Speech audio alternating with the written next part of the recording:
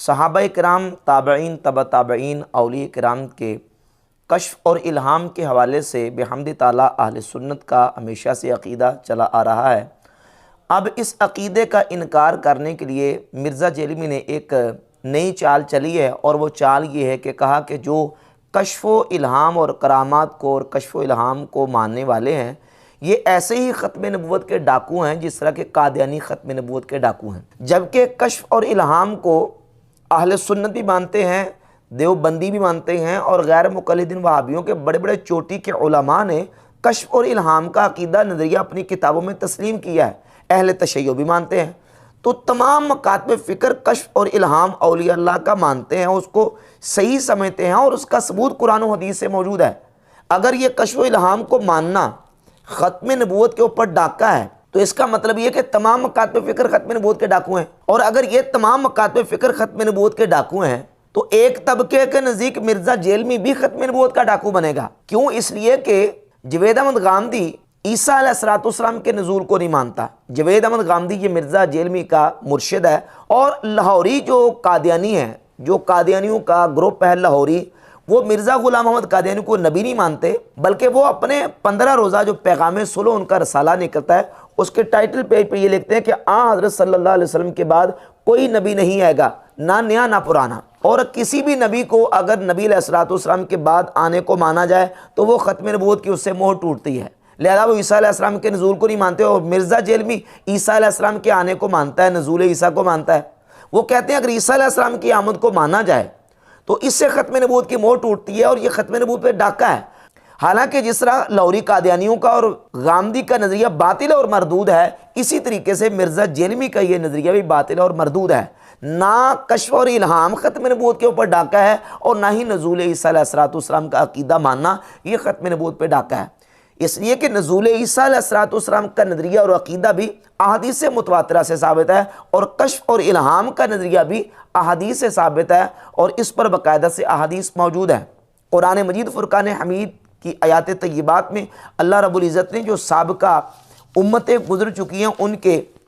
افراد کے کشف اور الہام کو قرآن مجید میں متعدد مقامات پہ بیان کیا، قرآن سے اور احادیث سے انشاءاللہ اس پر دلائل، اور پھر مرزا جیلمی نے جو ان دلائل کے حوالے سے جو تحریفات اور دجل سے کام لیا، انشاءاللہ اس پر بھی بات کریں گے۔ قرآن مجید میں اللہ رب العزت نے سورۃ القصص کی آیت نمبر 7 میں حضرت موسیٰ علیہ السلام کی والدہ کے حوالے سے جو ارشاد فرمایا وہ اس طرح ہے کہ وَأَوْحَيْنَا إِلَىٰ أُمِّ مُوسَىٰ، اللہ فرماتے ہیں ہم نے موسیٰ علیہ السلام کی والدہ کی طرف وحی فرمائی۔ اب یہاں وحی جو ہے وہ الہام کے معنی میں اگرچہ لغتاً وحی کا لفظ استعمال ہوا ہے، لیکن معنی یہاں یہ ہے کہ الہام فرمایا، موسیٰ علیہ السلام کی والدہ کی طرف الہام فرمایا۔ سورۃ المائدہ کی آیت نمبر 111 میں اللہ رب العزت فرماتا ہے وَإِذْ أَوْحَيْتُ إِلَى الْحَوَارِيِّينَ، اور جب میں نے حواریوں کی طرف الہام کی، یہاں لفظ وحی ہے، مراد یہاں یہ ہے کہ ان کی طرف الہام فرمایا۔ سورۃ النحل کی آیت نمبر 68 میں فرمایا وَأَوْحَىٰ رَبُّكَ إِلَى النَّحْلِ، اور تیرے رب نے شہد کی مکھی کی طرف وحی فرمائی، یعنی شہد کی مکھی کے دل میں بات اللہ رب العزت نے ڈال دی۔ سورہ آل عمران کی آیت نمبر 42 میں اللہ رب العزت نے سیدہ مریم رضی اللہ تعالی عنہ کے حوالے سے پوری تفصیل کے ساتھ بیان کیا کہ جب فرشتے ان کے پاس آئے اور فرشتوں نے حضرت مریم رضی اللہ تعالی عنہ کے ساتھ کلام کیا، اور ظاہر ہے کہ حضرت مریم رضی اللہ تعالیٰ عنہ وہ نبیہ نہیں ہیں، اللہ کی ولیہ ہیں، تو ان کے ساتھ جو فرشتے کلام کر رہے ہیں وہ وحی نبوت نہیں ہے، کیونکہ وحی نبوت ایک الگ چیز ہے اور کشف اور الہام ایک الگ چیز ہے۔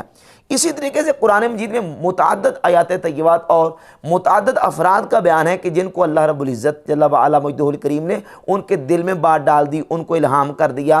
جبکہ وہ وحی نبوت نہیں ہے۔ وحی نبوت کا تعلق نبی کے ساتھ ہے، یعنی جو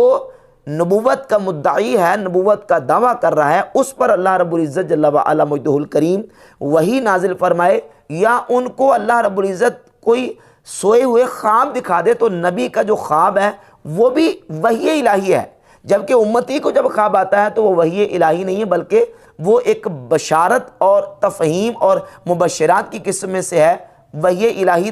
اس کے لیے ہوگا جو نبی ہے۔ اب نبی پاک صلی اللہ علیہ وآلہ وسلم کی ذات اقدس پر جب وحی کا آغاز ہوا تو حضور علیہ السلام پر وحی کا آغاز بھی سچے خوابوں سے ہوا۔ صحیح بخاری میں 6982 نمبر حدیث ہے۔ سیدہ عائشہ صدیقہ رضی اللہ تعالیٰ عنہ فرماتی ہیں اول ما بدی بہ رسول اللہ صلی اللہ علیہ وآلہ وسلم من الوحی الرؤیا الصالحہ، رسول اللہ صلی اللہ علیہ وآلہ وسلم کی ذات اقدس پر وحی کا جب آغاز ہوا، وحی کی ابتدا ہوئی، تو وہ وحی کون سی تھی؟ الرؤیا الصالحہ، سچے خواب، اچھے خواب حضور کو آتے تھے، اور وہ اچھے خواب ہی وحی تھے۔ اب نبی علیہ الصلوۃ والسلام پر جب سچے خواب حضور کو آئے تو وہ وحی تھے، لیکن وہ سچا خواب اگر کسی مومن کو آتا ہے تو وہ وحی نہیں بلکہ مبشرات اور تفہیم کی قسم میں سے ہوگا۔ اور یہی وجہ کہ صحیح بخاری میں حدیث ہے 6987 اور 6988 کہ نبی پاک صلی اللہ علیہ وآلہ وسلم نے فرمایا رؤیا المؤمن جزء من 46 جزء من النبوہ،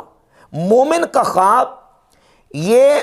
نبوت کا 46واں حصہ ہے، یعنی نبوت کا جز ہے مومن کا خواب۔ نبوت کا جز ہے لیکن نبوت نہیں، کیونکہ نبوت کا سلسلہ مکمل ہو چکا ہے، اب کوئی نبی نہیں بن سکتا۔ اب یہ جو مومن کو سچا خواب آ رہا ہے اس کو نبوت کا جز قرار دیا گیا۔